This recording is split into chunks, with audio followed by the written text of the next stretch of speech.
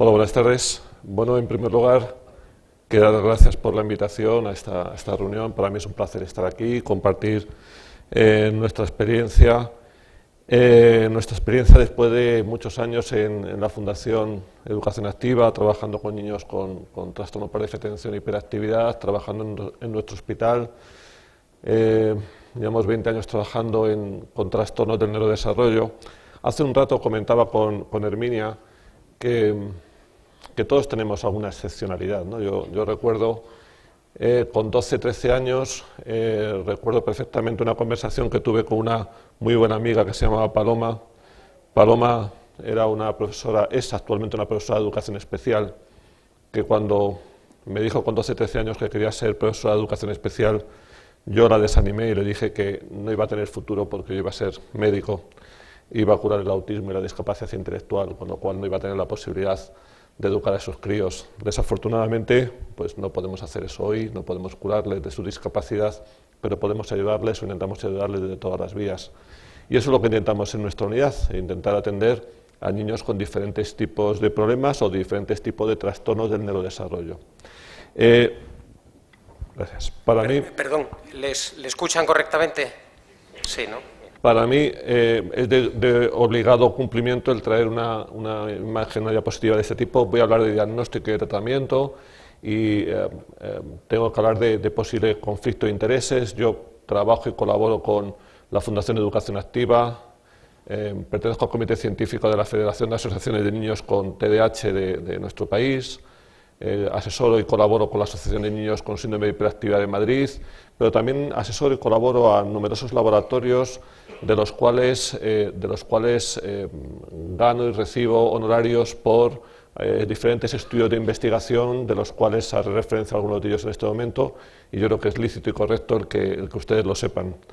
Puedo garantizarles que esto no coarta en ningún sentido mi discurso en ningún aspecto, como vamos a ver. Y, desde luego, yo no puedo estar aquí sin el ejercicio y trabajo y ayuda y apoyo de muchos compañeros que trabajan conmigo. Tenemos un equipo de otros 3 compañeros médicos, numerosos psicólogos y pedagogos en la asociación, genetistas con los que hacemos diferentes estudios a nivel genético, que es a lo que yo más me dedico, y de neuroimagen, que es a lo que yo más investigo dentro de los trastornos del neurodesarrollo. Y bueno, pues reconocer el mérito de todos estos compañeros, sin los cuales para mí sería imposible trabajar. Y bueno, para empezar, lo primero que deberíamos definir, ¿qué es el trastorno por déficit de atención y hiperactividad? Y el trastorno por déficit de atención y hiperactividad es un trastorno del neurodesarrollo. No son niños con ninguna discapacidad intelectual, son niños con dificultades en su desarrollo neurológico, con un proceso madurativo diferente. Son trastornos que se manifiestan en una etapa temprana del desarrollo, empiezan con problemas ya en edades muy tempranas, en edades preescolares, y esas manifestaciones van cambiando a lo largo de la vida del individuo. Pero ¿qué particularidad tienen todos los trastornos del neurodesarrollo? Absolutamente todos. La primera es que no hay un marcador biológico, no hay un análisis de sangre de positivo o negativo. Un niño lo diagnosticamos de un trastorno del espectro autista por sus características, pero no hay un análisis de sangre que diga positivo o negativo. El niño con retraso mental, el niño con discapacidad intelectual, no tiene un análisis de orina que sea como un test de embarazo, positivo o negativo. El niño con un trastorno por déficit de atención y hiperactividad o con un trastorno específico de la lectura, le hace dislexia, tampoco tiene ese marcador biológico. Para complicar más la situación, los síntomas propios que están presentes en este tipo de trastornos, en la dislexia, en el trastorno por déficit de atención, en los trastornos de coordinación, en los trastornos por tics, que son estos trastornos del neurodesarrollo, son síntomas que pueden estar presentes en toda la población, lo cual lo hace todavía más complejo de evaluar. Y para complicarlo más, no es infrecuente que un niño con un trastorno por déficit de atención y hiperactividad tenga además otros problemas, un trastorno del lenguaje, un trastorno de la coordinación, un trastorno específico de la lectura, con lo cual a veces es complicado el hacer esa dualidad diagnóstica y requiere que sea hecho por profesionales con experiencia. En este momento la clasificación internacional establece numerosos trastornos dentro de este grupo de trastornos del neurodesarrollo. Tenemos la discapacidad intelectual, los trastornos de la comunicación o del lenguaje, los trastornos del espectro autista, el trastorno por déficit de atención, los trastornos específicos del aprendizaje, los trastornos motores o de coordinación y otros trastornos. ¿Y esto realmente existe? Este es un debate que aparece cada 2 por 3 en la prensa. ¿El trastorno del espectro autista existe? ¿El trastorno por déficit de atención y hiperactividad existe o es un tema que nos hemos inventado para trabajar y marear a nuestros pacientes? Los que tienen padres de niños con estos problemas saben perfectamente que esto existe, indudablemente que existe.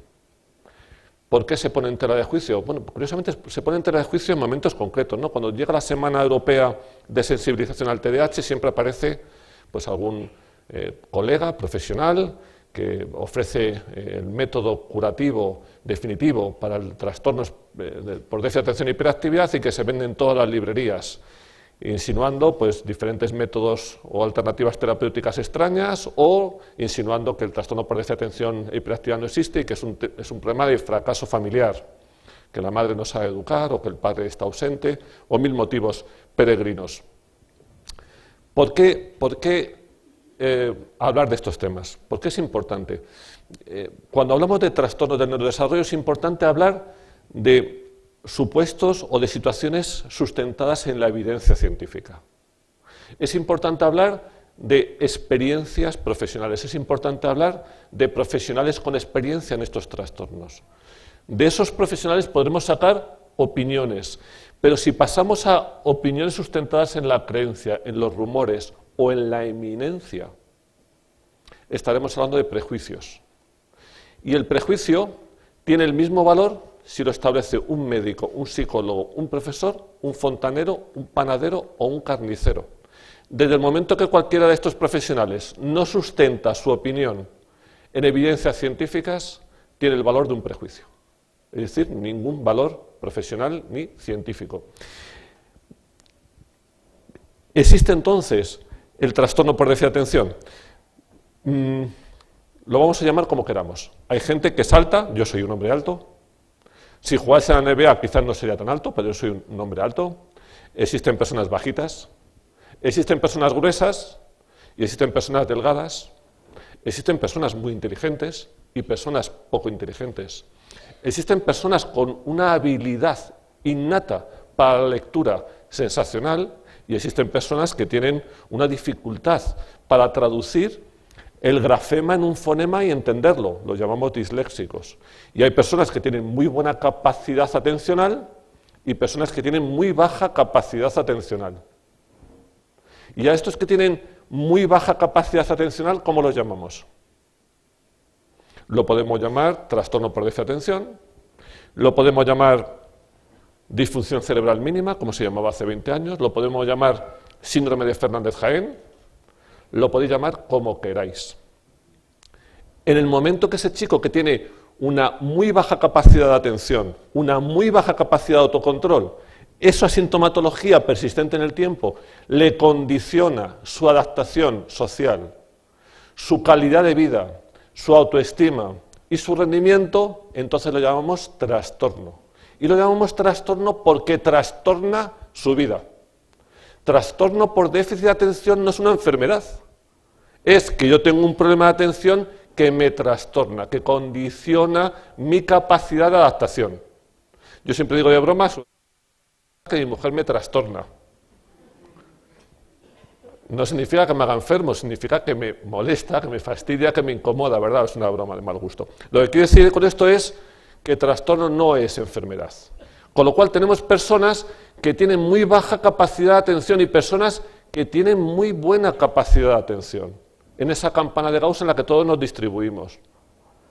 Luego está la perversión indudablemente de que el trastorno va a depender de cómo funcione la escuela y cómo funcione la familia y cómo funcione la sociedad en general. Indudablemente. Una de las soluciones más sencillas para un niño disléxico es la desescolarización. Le quitamos del colegio y ya no sufre. Un niño con un trastorno por déficit de atención, le sacamos de la escuela y los problemas se atenúan. Un niño autista lo dejamos en un monte y deja de sufrir y deja de haber problemas. Si esa es la solución que queremos para nuestros hijos, yo la acepto. Yo no es la solución que quiero para los míos, pero si una familia quiere desescolarizar a su hijo, ¿quién soy yo para decir lo contrario? Bueno, ¿y el trastorno por déficit de atención qué es? Pues es uno de estos trastornos del neurodesarrollo, que tiene una base neurobiológica, genética, con una heredabilidad muy alta, una heredabilidad cercana a la talla, es decir, de padres altos, hijos frecuentemente, no siempre altos. Detrás de muchos de estos chicos hay un papá, una mamá, un primo, un tío, que también fue como este chico. Por eso se habla de heredabilidad. Y el diagnóstico requiere, y lo digo siempre, no solamente que tenga síntomas, sino requiere que el chico lo esté pasando mal. Y digo el chico, no la familia, ni la escuela, ni el profesor, ni el vecino. Porque si tenemos un chico que es despistadillo el hombre e intranquilo, pero él vive bien, las tardes no son penosas, trabaja razonablemente, saca buenos resultados escolares y es un chico particularmente inquieto, que a la mamá la tiene particularmente ansiosa, o al papá, o al profesor lo tiene desbordado, quien tiene que recibir ayuda no es el niño. Quien tiene que recibir apoyo es la familia o ese profesor. ¿Cuándo lo llamamos trastorno? Cuando eso revierte negativamente en la calidad de vida del niño, en su autoestima, en su rendimiento, en su relación social. A eso lo llamamos trastorno por déficit de atención. Pero fijaros cómo no solo este trastorno tiene una heredabilidad muy alta, todos los trastornos del neurodesarrollo tienen una alta heredabilidad. De tal manera que si tengo un gemelo, un hermano gemelo, y mi hermano gemelo tiene un trastorno por déficit de atención con hiperactividad, muy probablemente yo también tengo un trastorno por déficit de atención con hiperactividad. Yo tengo una familia que tiene un hijo adoptado con un trastorno por déficit de atención y hiperactividad, y su hermano gemelo vive en Estados Unidos, una familia con la que yo no me he puesto en contacto, y su hermano gemelo está diagnosticado en Estados Unidos de un trastorno por déficit de atención y hiperactividad. Con lo cual, la causa es la familia que educa mal, el colegio que no enseña bien, ¿no? La causa es esa genética que me altera, que condiciona mi vida. Y hay numerosos genes que están implicados en todos estos trastornos del neurodesarrollo. ¿Y cómo se manifiesta? Se manifiesta con estructuras corticales diferentes. El cerebro de un niño con un trastorno por déficit de atención y hiperactividad es diferente. No es anormal, es diferente. El cerebro de una mujer es diferente al de un hombre y el de un hombre es diferente al de una mujer, pero no son anormales, son diferentes. Y el cerebro de un niño con un trastorno por déficit de atención y hiperactividad es discretamente menor que el que no tiene este trastorno. Estos son trabajos ya más que revisados, más que valorados, y nosotros nos dedicamos justamente a analizar el porqué de todo esto. Y estos son los trabajos de Philip Shaw que demuestran que lo que funciona de forma inmadura en los chicos con un trastorno por déficit de atención y hiperactividad es el lóbulo frontal, que es el que se encarga de la atención, del autocontrol, de la planificación, de la organización, del sentido del tiempo, del aprendizaje de experiencias previas. Fijaros que de cosas que no están implícitas en el término TDAH. Y los que tenéis hijos con un TDAH, resulta que veis que le enseño hoy una cosa y parece mañana que se la tengo que volver a decir exactamente igual, como si no hubiese escuchado toda la tarde, porque les cuesta aprender de sus propias experiencias. Alberto, es que le castigo, de verdad que le he castigado firmemente y al día siguiente me hace la misma. Son chicos más inmaduros, que les cuesta mucho más aprender de sus experiencias. Y estos son nuestros trabajos, es a lo que yo me dedico, entre otras cosas. Y acabo de ver que, por ejemplo, el lóbulo temporal, pues un lóbulo temporal también más inmaduro, y esto hace que tengan más disregulación emocional. Esa inestabilidad que tienen muchos de estos chicos, ese cambio de comportamiento en un mismo día que tienen estos chicos, todo esto es muy frecuente. Respecto a la frecuencia, esto afecta aproximadamente al 4 o 5% de la población infantil, un porcentaje no desdeñable. Antes comentábamos que esto ha existido siempre, y antes teníamos aquel compañero en el colegio, que éramos, me acuerdo en mi clase, éramos 40, y había siempre 2 o 3 chicos que eran molestos, otros 2 o 3 o uno más que era un chico muy despistado o que iba mal en los estudios. Siempre había 3 o 4 en cada clase que tenía dificultades. Bueno, pues alguno de esos posiblemente tenía un trastorno por déficit de atención y hiperactividad. Posiblemente. Y esto afecta, como digo, con independencia del país, a un 5%. Cuidado con el niño inatento, que es el que con más frecuencia pasa desapercibido en todos los entornos porque no molesta. Es un chico despistado, olvidadizo, buen niño, muchas veces, muchísimas veces trabajador, fastidiado, trabajando toda la tarde y el tiempo no le cunde y no hay problema de conducta, con lo cual se tipifica de inmaduro. ¿Qué otros síntomas vamos a tener? Pues la disfunción ejecutiva, la dislexia, la patología familiar. Muchas veces la familia está desbordada con estos chicos. ¿Qué significa comorbilidad? Comorbilidad significa problemas asociados. Estos chicos con mucha frecuencia tienen otros problemas que condicionan su vida. Con la edad no es infrecuente encontrar, si estos chicos no se han diagnosticado tempranamente, pues que tengan sintomatología relacionada con problemas del ánimo, problemas de ansiedad, depresión, pero incluso en etapas muy tempranas nos encontramos problemas, trastornos específicos del aprendizaje en un porcentaje muy alto, casi la mitad de los casos, con problemas del lenguaje o de la lectura, con lo cual son chicos que lo pasan fatal para el aprendizaje escolar ordinario.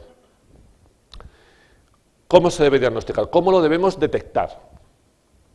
Bueno, la detección depende en un primer momento de tener síntomas, indudablemente, pero yo siempre digo que lo que los padres tenemos que tener y las escuelas lo que tienen que tener en mente es no los síntomas, lo que tenemos que tener en mente es qué chico no va bien, qué chico está teniendo problemas en sus relaciones personales, qué chicos están teniendo un bajo resultado académico, qué chicos para obtener un resultado académico razonable están torturados toda la tarde.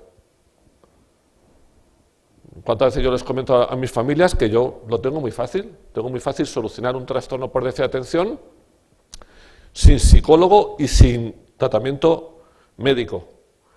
Le pongo al niño un profesor desde las 4 de la tarde hasta las 11 de la noche, todos los días, y los fines de semana le pongo un profesor desde las 8 de la mañana hasta las 11 de la noche.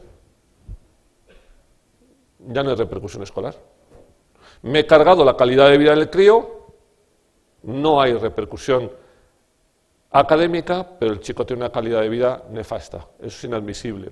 Bueno, pues ¿cómo vamos a diagnosticarlo? Primero, teniendo síntomas. Son chicos despistados, son chicos olvidadizos, son chicos intranquilos, impulsivos, habladores, interrumpones, desorganizados, que requieren mucha supervisión, que en cuanto la madre o el padre se levantan de hacer la tarea con el crío, el chaval se levanta detrás de ellos, o desmiga y desmonta el boli y se pone a jugar con el muelle en 5 minutos que su madre ha ido a coger el teléfono. Son chicos desorganizados, son chicos que les cuesta mucho entender los tiempos. Tengo un examen pasado mañana y les parece que aquello es una eternidad. Y esos síntomas tienen que estar en al menos 2 entornos. Y yo siempre digo que los niños solo tienen 2 entornos. Tienen el entorno de la escuela y el entorno de la familia. Solo 2 entornos. Y se utilizan muchas veces los cuestionarios para saber si esos síntomas son aparentes en esos entornos. Pero los cuestionarios no sirven para el diagnóstico. No se puede ni se debe hacer un diagnóstico sustentado en un cuestionario miserable. Eso es inadmisible. Yo animo a que todos los que están aquí, mañana, esta tarde, esta noche, cojan en internet cuestionario para el diagnóstico del trastorno por déficit de atención y hiperactividad e impriman 4 copias. Uno para papá, otro para mamá. Y quiero que lo rellenen. Y una vez relleno, quiero que le den la vuelta y vuelvan a coger los otros 2 y los vuelvan a rellenar. Y ya verán, ha pasado 1 minuto como no coinciden. Quiero que hagan ese experimento una semana después o un mes después y lo vuelvan a rellenar y van a ver de nuevo cómo coincide todavía menos. Vamos a ponernos en el caso de la profesora, yo lo comento siempre. Le pasamos a la profesora un cuestionario y se lo va a pasar Carlitos.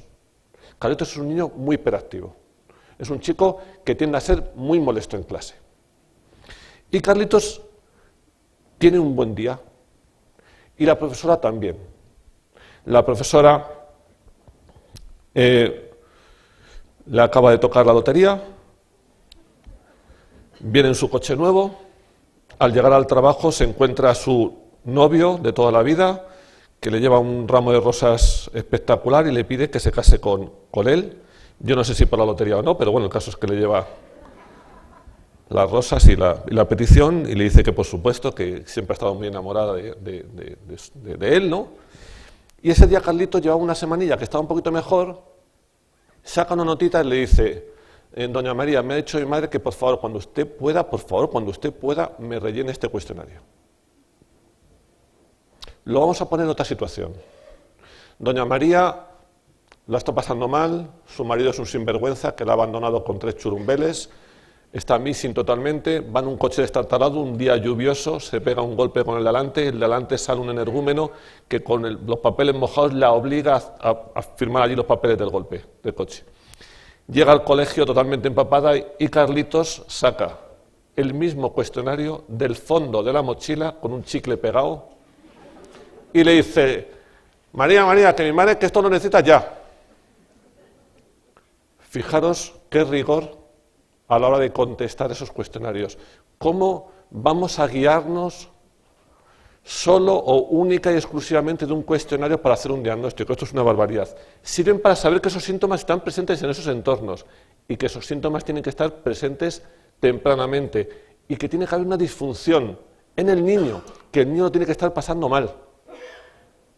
Y hay que preguntar al niño: oye, pero ¿tú crees que tienes tanto problema como para estar aquí en mi consulta? ¿Tú lo estás pasando mal? ¿Dónde están los problemas? Y valoración de aquellos problemas asociados, lo comentábamos antes.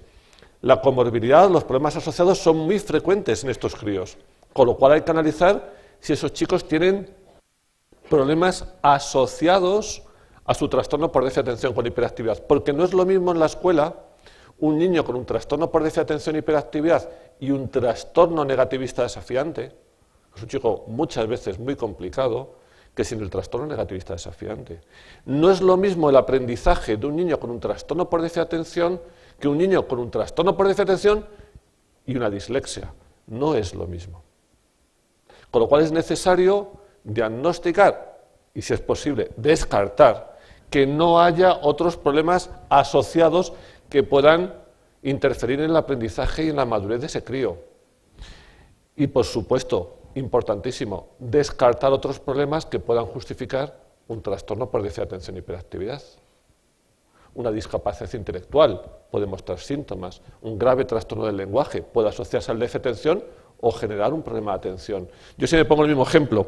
Si yo voy a una conferencia como esta sobre una temática que a mí me guste y me la dan en japonés,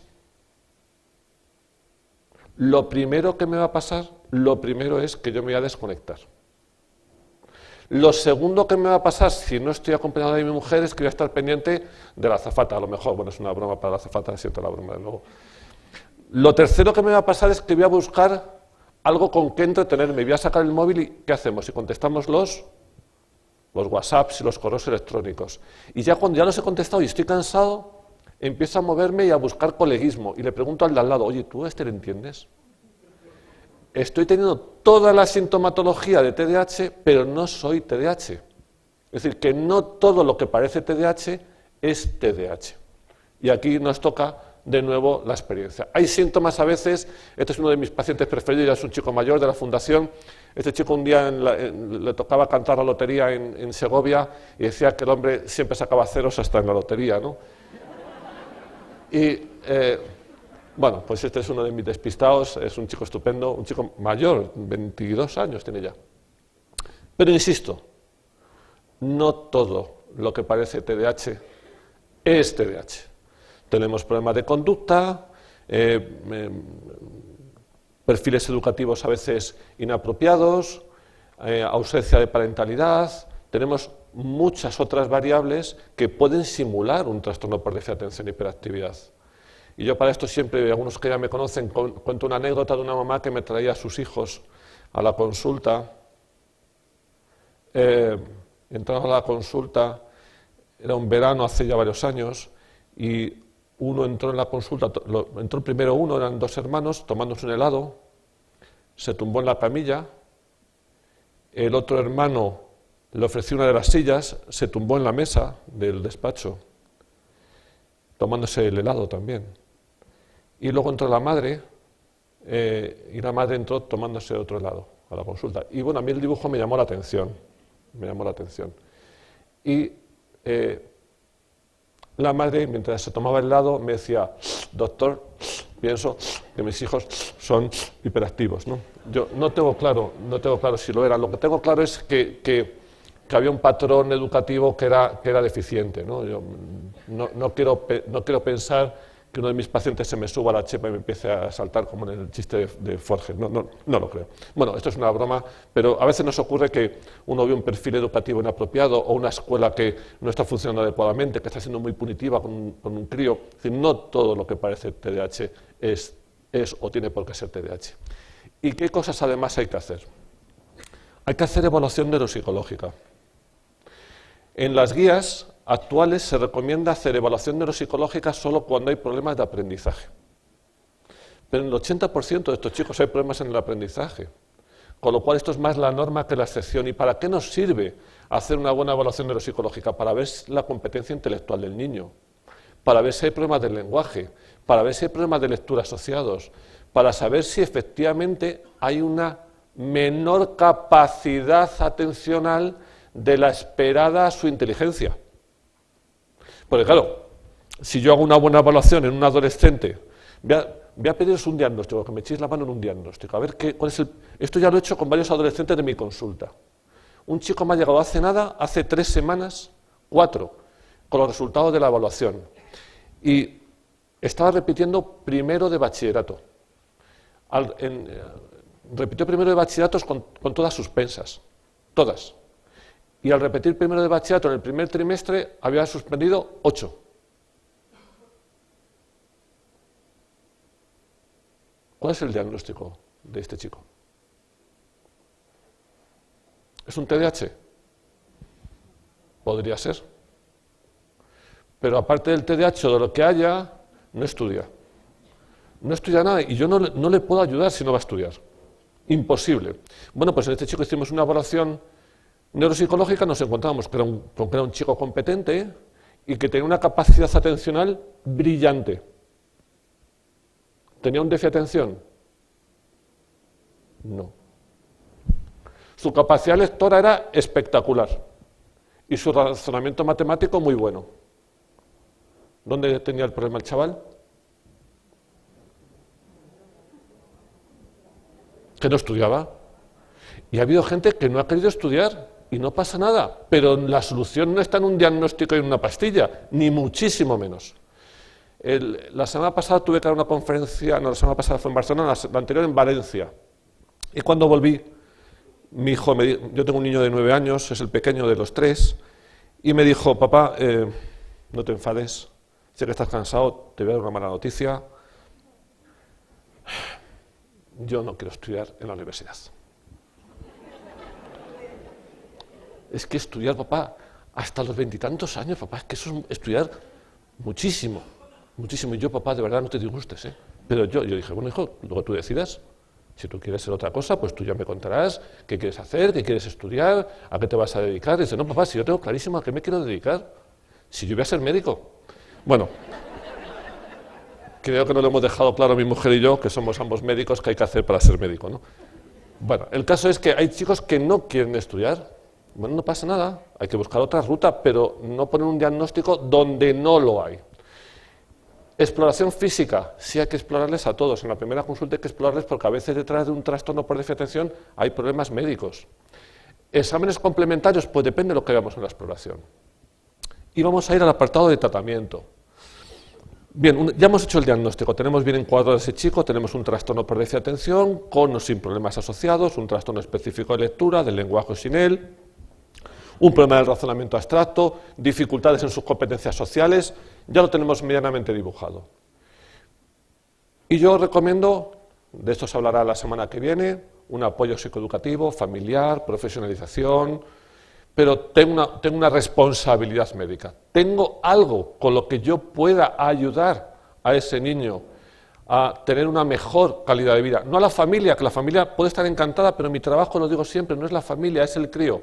Pues sí, tenemos los tratamientos farmacológicos, que bien solos o combinados son mucho más eficaces que incómodamente los tratamientos psicoeducativos.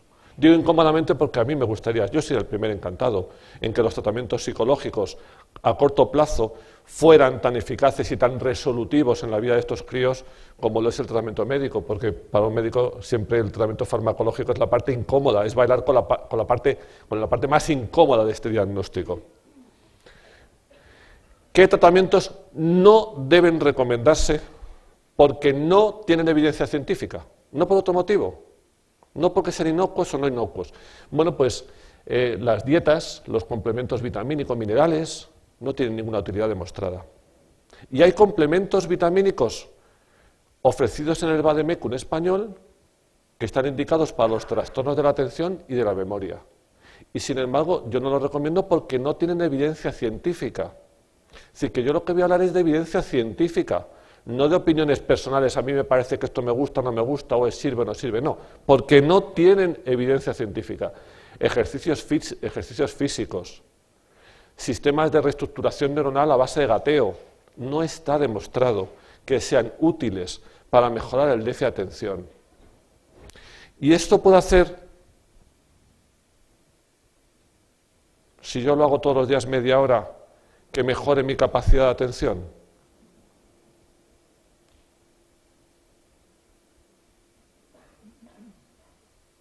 ¿Qué os parece? No, yo tampoco lo creo. Lo que sí que voy a hacer es hacerlo con una agilidad que te mueres dentro de 6 meses. Y todo lo que tenga relación con mi pinza, yo lo voy a hacer mejor. Y si juego mucho a la bicicleta, ¿es bueno o es malo? Es bueno. Pero no voy a atender más por estar con la bici. Y si gateo mucho o poco, ¿es bueno o es malo? Pues ni bueno ni malo, pero no voy a leer mejor por gatear más. Pues los ejercicios, las sustancias o productos de herbolario, no hay ninguno que se haya demostrado que sea útil para el trastorno por déficit de atención. El biofeedback, las terapias del sonido, la estimulación sensorial. Los trastornos de integración sensorial son muy frecuentes en los problemas de aprendizaje, son muy frecuentes, pero no hay trabajos que demuestren que la rehabilitación de ese sensorio mejore el aprendizaje. Las terapias optometristas, a base de movimientos oculares, pues pueden mejorar mi coordinación ocular, pero no han demostrado que mejoren la atención. Hay trabajos de revisión sensacionales hechos por fijaros oftalmólogos y ortometristas que dicen, sí, los problemas de coordinación ocular son muy frecuentes en los pacientes con dislexia, con trastornos del aprendizaje, pero su rehabilitación no mejora el aprendizaje. Son fenómenos asociados al trastorno por déficit de atención con hiperactividad. Hay un problema muy frecuentemente asociado al trastorno por déficit de atención y hiperactividad, es la enuresis nocturna. Es que el niño se le escapa el pis por la noche. Esto es mucho más frecuente en todos los trastornos del neurodesarrollo que en la población general. Pero a nadie se le ocurre pensar que el tratamiento de la enuresis nocturna va a mejorar el aprendizaje del crío, porque son fenómenos asociados. Y significa por ello que yo estoy en contra de que el niño haga ejercicios oculomotores, o que el niño haga deporte, o que el niño tenga una dieta saludable, ni muchísimo menos. Lo que digo es que no son tratamientos científicamente probados para el tratamiento de estos niños. Igual que los tratamientos en base a dietas, psicoanálisis, optometría, terapia del sonido, etc. ¿Qué es necesario para cualquier medida terapéutica, sea farmacológica o no? Que busque el efecto deseado, que sea tolerado, que sea inocuo, que sea específico, que esté científicamente contrastado y que el efecto sea claro y evidente y marcado, y que ese efecto sea luego estable en el tiempo. Esto es importantísimo. Un tratamiento en base a hacer ejercicios con tiro con arco en el norte de Madrid para los que viven en Leganés puede ser útil para el niño. Pues puede ser útil para su coordinación, pero no para el TDAH. Y luego hay que explicar muy bien las metas. Con la terapia que vayamos a elegir es muy importante decirle a la familia qué esperamos de ese trabajo que vamos a hacer. Porque a veces la familia nos pide cosas que nosotros no podemos conseguir. Cuando dicen, no, es que se sigue peleando mucho con su hermana. Mire usted, véngase a mi casa y va a ver lo que son peleas de 3. Claro, porque son cosas que esas a veces no mejoran con lo que estamos haciendo. ¿Y significa que yo estoy en contra de la dieta, de que los niños jueguen, de los masajes? No, significa que estas medidas no han demostrado ser científicamente contundentes para el manejo de estos niños, de este trastorno. Pero los masajes nos vienen bien. A mí me vienen bien los masajes. Yo nunca me los he hecho, pero a mí no me importaría.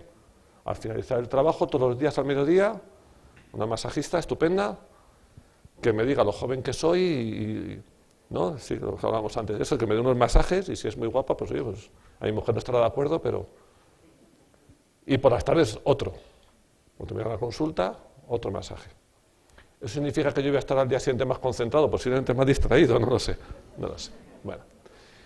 ¿Qué y por qué el tratamiento farmacológico? Porque necesitamos abordar a estos chicos, tienen tantas dificultades que necesitamos ayudarles por todas las vías que podamos. Inclusive con todas las vías que tenemos a nuestro alcance, son chicos que van a tener problemas, o que pueden tenerlos. ¿Cuál es el mejor tratamiento? El primer mejor tratamiento, como siempre digo, es un buen diagnóstico. Es preferible frenarse y parar a un buen diagnóstico que estar dando palos de ciego. Y empiezo con una terapia, y empiezo con un tratamiento, y no me funciona, a ver si el diagnóstico no va a ser el correcto, pues rehago el diagnóstico, a ver qué ocurre. No, lo primero es un buen diagnóstico. Y luego un trabajo multimodal. Escuela, familia, psicólogo, tratamiento médico. Esto es trascendental. ¿Para mejorar qué? Para mejorar la disfunción, para mejorar los problemas que tiene el crío y para mejorar el pronóstico. ¿Qué tipo de tratamientos utilizamos? Utilizamos dos tipos de tratamientos. Utilizamos un tipo de tratamientos que son tratamientos estimulantes y otros tratamientos que se llaman no estimulantes. Y funcionan en diferentes áreas cerebrales. Los tratamientos psicoestimulantes funcionan en áreas anteriores de nuestro cerebro y los tratamientos no psicoestimulantes en áreas posteriores de nuestro cerebro. Yo he escuchado cosas auténticamente peregrinas, como que el tratamiento atrofia el cerebro, cosas así, ¿no? Este es el trabajo de Xavier Castellanos, que demuestra que los pacientes tratados tienen un espesor cortical, un volumen cerebral mucho más próximo a pacientes sin TDAH o a individuos sin trastorno por déficit de atención que los pacientes no tratados. Es decir, que cuando ponemos un tratamiento farmacológico a un niño, su madurez cortical, y lo voy a entrecomillar, se normaliza o tiende a normalizarse, de atrofiarse en absoluto. Este es un trabajo nuestro en el que nosotros lo que hicimos fue analizar qué áreas, y lo que más se acerca y más se aproxima a la normalidad, por llamar la normalidad a casos control, es el lóbulo frontal. En el momento que se les pone un tratamiento durante un mínimo de 2 años, resulta que ese espesor cortical va mejorando y se va acercando de forma estadísticamente significativa a lo que entenderíamos por una madurez cortical normal, en esas áreas que dibujo yo ahí. Esas áreas son dependientes del efecto del tratamiento farmacológico, pero no porque se atrofie, sino porque tienden a normalizarse. ¿Y cuál es el origen de esta normalización estructural? Pues un efecto bioquímico de la molécula, o porque son niños que también están recibiendo más estimulación, o porque estamos favoreciendo o activando un fenómeno de madurez cortical que se llama pruning o poda neuronal, por 1000 motivos diferentes, no lo sabemos, pero lo que sí que estamos observando, ya hay 8 trabajos, incluido el nuestro, 8 trabajos que demuestran que el tratamiento farmacológico tiende a ir normalizando esas características anatómicas de estos niños. ¿Qué tratamientos tenemos en nuestro país? Y digo en nuestro país porque hay muchos. Tenemos básicamente el metilfenidato, que es un estimulante no anfetamínico, y dentro del metilfenidato son los clásicos. Tenemos el metilfenidato de liberación inmediata, modificada y osmótica. Como aquí muchas veces hay familias, pues me he permitido el lujo políticamente incorrecto de traer los nombres, ¿no? Tenemos el Rubifen, el Medicebran, tenemos el Medikinet, el Equasin, el Concerta y el metilfenidato osmótico Sandoz. Recientemente, dentro de los estimulantes anfetamínicos, se ha comercializado en nuestro país un profármaco que se llama lisdesanfetamina. Y luego tenemos los no psicoestimulantes, como es la tomoxetina. Pero hay muchos otros, como veis, que no están comercializados en nuestro país. Respecto a los psicoestimulantes, son los tratamientos más potentes. Son los tratamientos que tienen un mayor tamaño de eficacia. Tamaño de eficacia es como los médicos estimamos la eficacia de un tratamiento farmacológico. Vemos cómo están los niños o los adultos, dependiendo del estudio que se esté haciendo, con placebo, es decir, con una molécula que no es eficaz, respecto al tratamiento farmacológico que yo quiero analizar. Y los comparo en esos mismos críos cómo están con placebo y cómo están con el tratamiento, qué diferencia hay. Y a eso lo llamamos tamaño de efecto. Un tamaño de efecto positivo se considera por encima de 0.3. Un tratamiento muy eficaz es un tratamiento con un tamaño de efecto por encima de 0.5. Los psicoestimulantes tienen un tamaño de efecto superior a 1.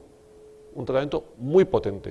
Son tratamientos muy eficaces, que mejoran los síntomas cardinales, mejoran la atención, mejoran la hiperactividad, mejoran muchas veces las conductas oposicionistas, mejoran la calidad de vida, el rendimiento, la siniestralidad, los accidentes de estos chicos.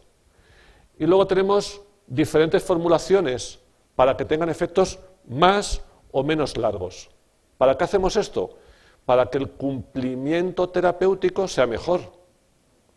Esto lo explico muchas veces. No es lo mismo tomarse un tratamiento como el Rubifen 3-4 veces al día que tomarse un Concerta o un Elvanse una vez al día. No es lo mismo.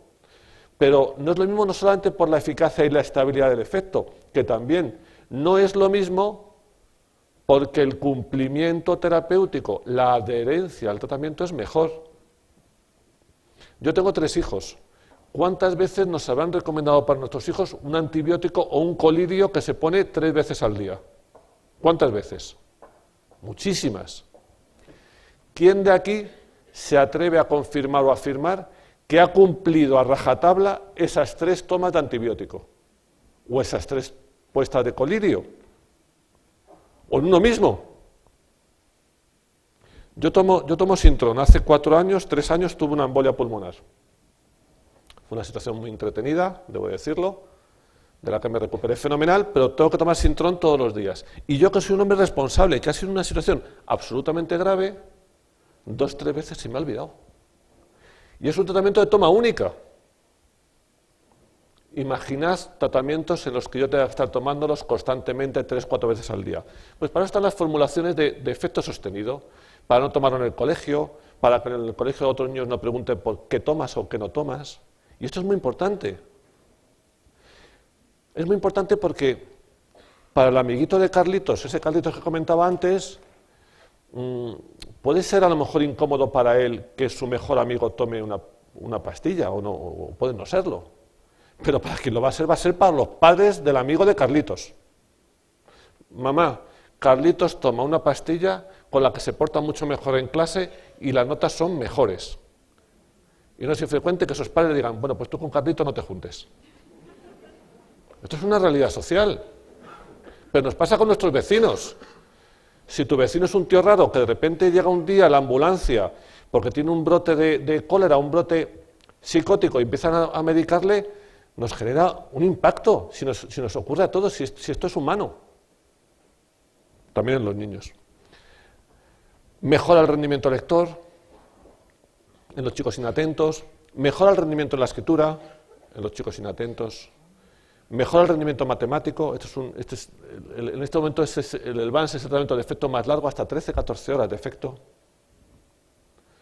Según el sistema de liberación, yo puedo obtener unas curvas de mayor o menor tiempo en horas. ¿Significa que los tratamientos que hacen efecto más largo o menos largo son mejores o peores? No, simplemente que duran más. Y yo puedo obtener beneficios de un tratamiento que dura más, o puedo necesitar en un niño un tratamiento que tenga un efecto más corto. Y ahí el profesional tiene una labor muy importante, el conocer todos estos tratamientos para hacer el traje a medida de forma adecuada.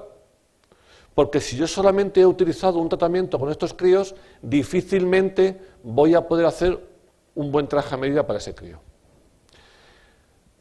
Como novedad, solamente traigo esta, digo como novedad para los padres que ya han escuchado mucho de estos temas, del Elvanse, un profármaco, toma única, que se puede disolver en todo, y fijaros, efecto durante mejora sintomática, reducción sintomática, durante 13-14 horas. Bueno, y luego tenemos los tratamientos no psicoestimulantes, la atomoxetina, es el único comercializado en nuestro país.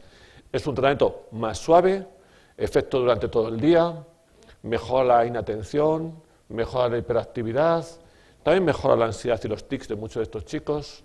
Dosis única, con un efecto retardado, que esto a veces es incómodo, tarda unas semanas en hacer efecto. Alcanza su efecto máximo en 12 semanas. Con lo cual esto para un adolescente impulsivo que lo está pasando mal a nivel escolar a veces es realmente incómodo, pero es un buen tratamiento. Y para la familia, ¿qué es lo primero que te pregunta una madre cuando tú recomiendas un tratamiento farmacológico para su hijo con déficit de atención? ¿Qué es lo primero que te pregunta esa madre? Si le puede sentar mal. Eso es lo primero que te pregunta la madre. A veces el padre está un poco ausente, me incluyo a mí mismo. Pero la madre te dice, ¿y esto no le sentará luego mal a mi hijo? Esto no tendrá otras consecuencias. Son preguntas lógicas, a no ser que los padres estén ya tan desesperados que, mire, que sea lo que sea, ¿no? Pero la pregunta más frecuente es, ¿y esto no le va a sentar mal a mi hijo? Yo siempre le respondo a ellas, digo, sí, pero como es el tuyo, me da igual. Para romper un poco la tensión, ¿no? la angustia de la familia, que lo está pasando mal porque con una edad de 7 años está recomendando un tratamiento. Bueno, pues ¿qué efectos adversos nos podemos encontrar? Con los estimulantes, falta de apetito, insomnio, dolor de cabeza y a veces tics. Pero sobre todo lo más importante es la falta de apetito. Que claro, esto, antes hablábamos de madres, ¿no? Si mi madre a mí me llevaba al médico porque me veía bajito, pues claro, para una madre que le quita a su hijo el apetito es trascendental, es radical, y esto es una preocupación lógica de las madres. Y la tomosetina, pues también falta de apetito, molestias abdominales, somnolencia. Fijaros cómo aquí es insomnio, aquí es somnolencia, es lo contrario, y dolores de cabeza. ¿Cuántas veces tenemos que quitar estos tratamientos porque son tan incómodos que el niño no puede convivir con ellos? 5 de cada 100, es decir, que esto es realmente infrecuente. Digo porque el niño no puede vivir con ellos, no porque la madre o el padre pueda vivir con ellos, que son problemas diferentes. Preocupaciones, los tics, pues hay que vigilarlo. La talla no repercute en la talla final, no repercute en la talla diana. Sin embargo, pues escuchamos en internet, lo leemos, cuidado con la talla, que esto... Claro, ¿de qué depende la talla? La talla depende de nuestra genética. Claro, si yo tengo en la consulta, y claro, yo no lo digo como padre alto, si yo tengo en la consulta 2 papás que son bajitos, y su hijo es bajito, y le pongo un tratamiento, su hijo posiblemente va a ser bajito. Pero va a ser bajito porque los padres son bajitos. Pero la genética tiene una perversidad adicional. Yo tengo 3 hijos, y Andrea durante mucho tiempo, la mayor, ha sido una de las niñas más bajitas de su clase, o la más bajita de su clase. Parece que ahora se ha normalizado bastante, pero ha sido de las más bajitas de su clase. Y Alejandra y David, los 2 más altos o de los más altos de su clase. Pero mi hija Andrea no toma ningún tratamiento al que yo pueda culpabilizar. No toma nada. Pero tengo a alguien a la que puedo culpabilizar de su talla. Esa, a la madre. A la madre, que mide unos 60, según ella.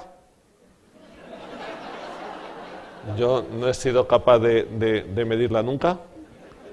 Muchas veces en la revisión de los niños le he dicho, cariño, ¿por qué no te mides? Y dice, si yo ya sé lo que mido unos 60. Con lo cual, pues me dirá unos 60, por supuesto, yo no lo niego. Dios me libre. No, pues y cuando no está mi mujer, digo que posiblemente sea mi mujer. Y cuando está mi mujer, digo que es mi madre, porque mi madre también medía unos 60. Entonces, la genética es perversa. Pero claro, si mi hija, la mayor, tomara algo, lo que fuera, un antibiótico constante, un antialérgico, algo, pues diría, a ver si va a ser esto, claro, porque mis otros 2 hijos altos, si está bajita, algo pasa aquí, ¿no? Bueno, no favorece el consumo de sustancias tóxicas, de hecho tiene efecto protector y tiene una seguridad cardiovascular espectacular. Debemos recordar que en España el metilfenidato lleva comercializado 3 décadas. Fijaros, este es el efecto protector de los tratamientos para el TDAH en el consumo de sustancias tóxicas. No es que cuando se acostumbran se adiccionan, no, ni mucho menos. Esto favorece que estos chicos no se adiccionen. ¿Por qué? Porque les hace estar menos impulsivos, les hace medir mejor las consecuencias, con lo cual el tratamiento nos ayuda a controlar esas malas experiencias que a veces tenemos con muchos de nuestros adolescentes. La talla en 21 meses no se modifica ni con los estimulantes ni con los no psicoestimulantes, estudios hechos a 3 y 4 años. Y alguna familia me dice, doctor, ¿y más a largo plazo? Y digo, pues mire usted, pues, a lo mejor en la senectud, a lo mejor cuando su hijo tenga 80 años, pues a lo mejor hemos favorecido un Alzheimer precoz.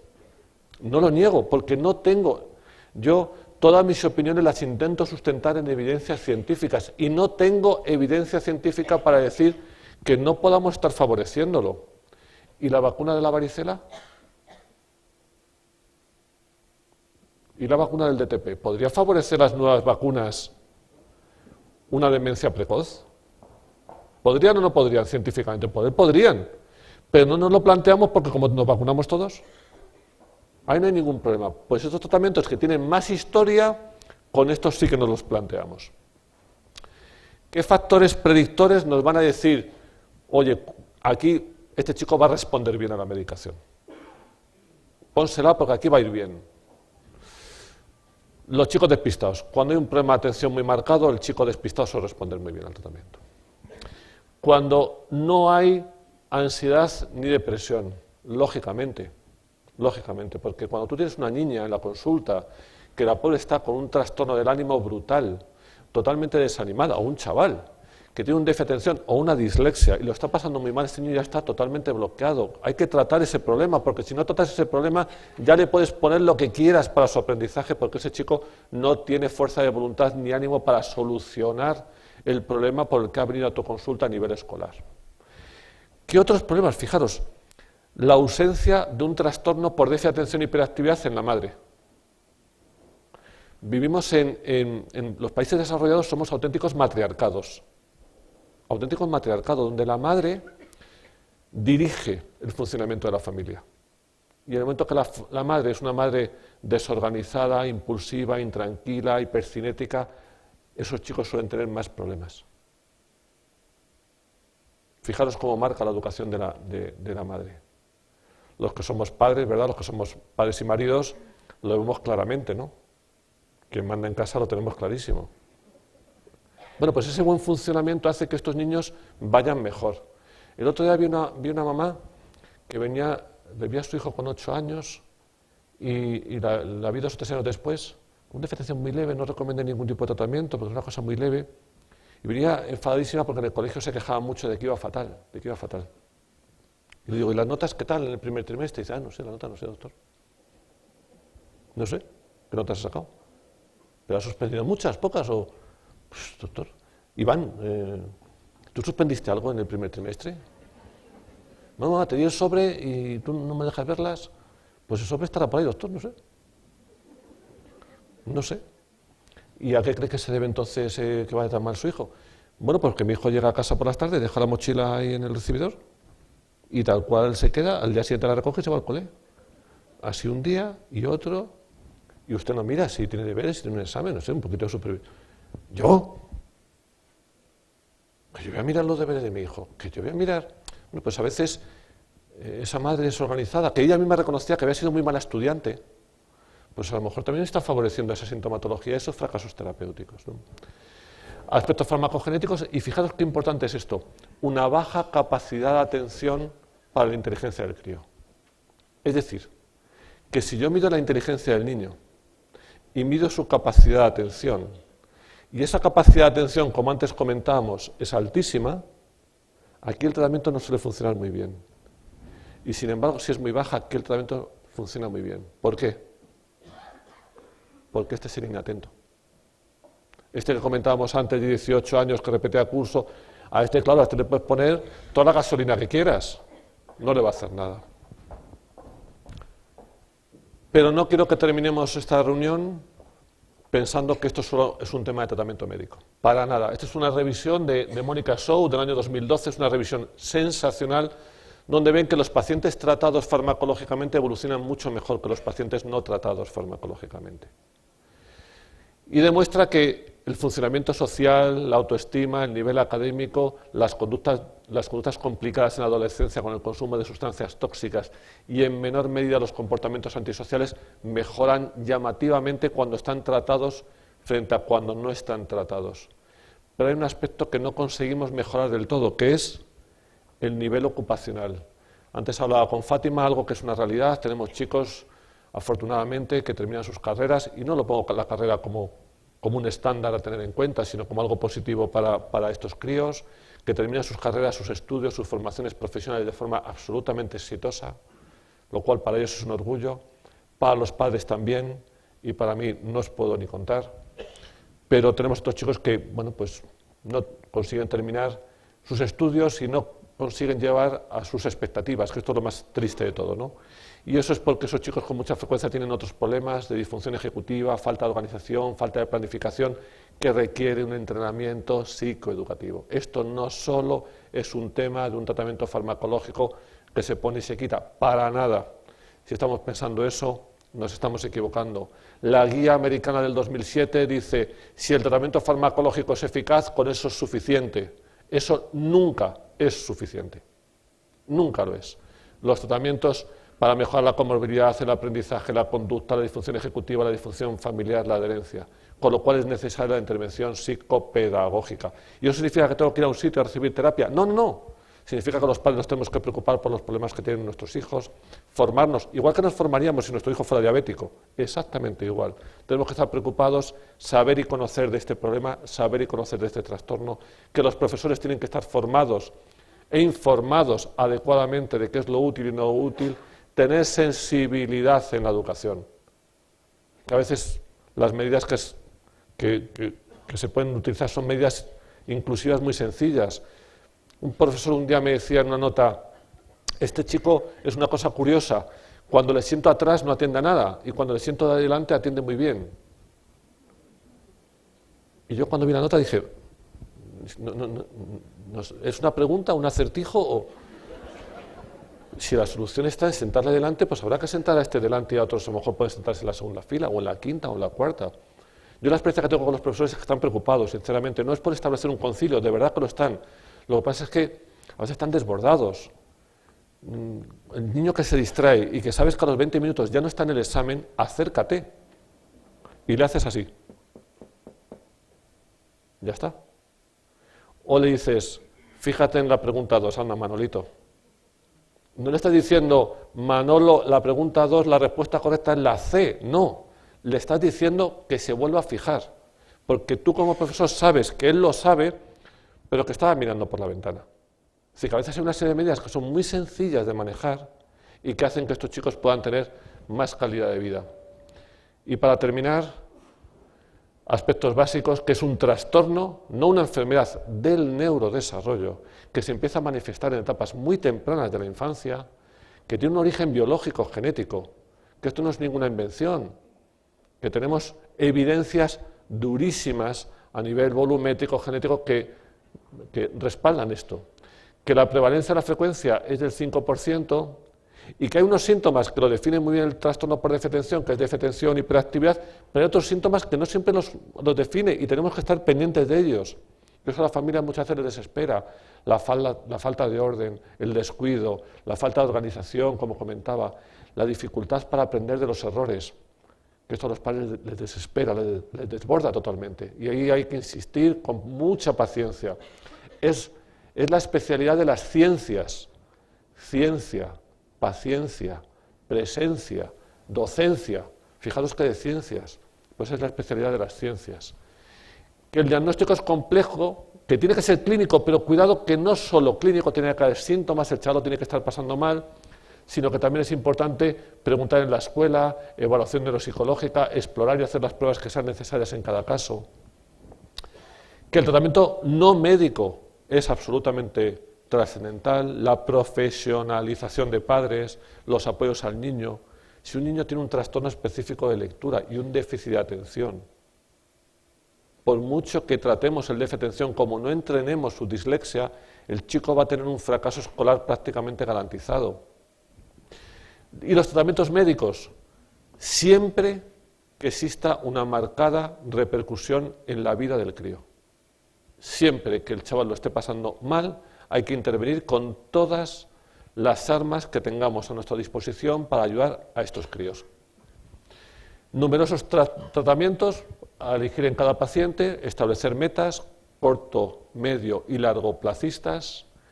Y para terminar, mi única preocupación en este momento y es que yo tengo la sensación de que se está banalizando el diagnóstico, ahora se le está llamando a hiperactividad a todo, me preocupa, que se están diagnosticando niños que solo tienen algunos síntomas y eso nos va a llevar a un sobrediagnóstico, o que no tienen una disfunción clara y nos puede llevar a ese sobrediagnóstico, que se están diagnosticando niños bien del TDAH pero no bien de otros problemas asociados, con lo cual los son incompletos y nos llevará a una mala evolución, que debemos hacer diagnósticos diferenciales adecuados, no equivocarnos de diagnósticos. En el ejercicio médico está, lógicamente, el error como algo lógico, y yo diría que necesario. Yo creo que nosotros mismos necesitamos saber que nos hemos equivocado, no podemos pensar que no lo hacemos. Y la banalización del tratamiento, ni dosis bajas ni dosis altas, las dosis normales.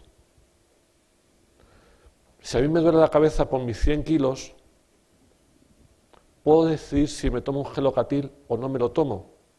O puedo decidir si me tomo 1 gramo de paracetamol o no me lo tomo. Pero no me cojo 1/4 si me duele poco. Ni le meto un chupetón al gelocatil. O me lo tomo o no me lo tomo.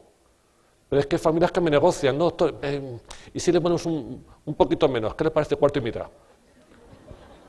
O lo pongo o no lo pongo, y yo me encuentro niños tiarrones como yo, con 90 kilos, con dosis miserables, en 1/4 de la ESO, pasándolas muy malas.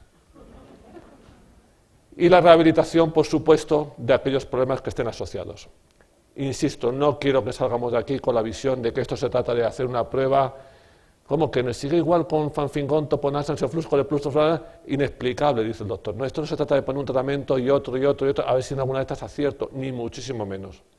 Esto se trata de hacer un buen diagnóstico con pericia, paciencia, tiempo y aportar el mejor tratamiento que necesite el crío. Muchas gracias.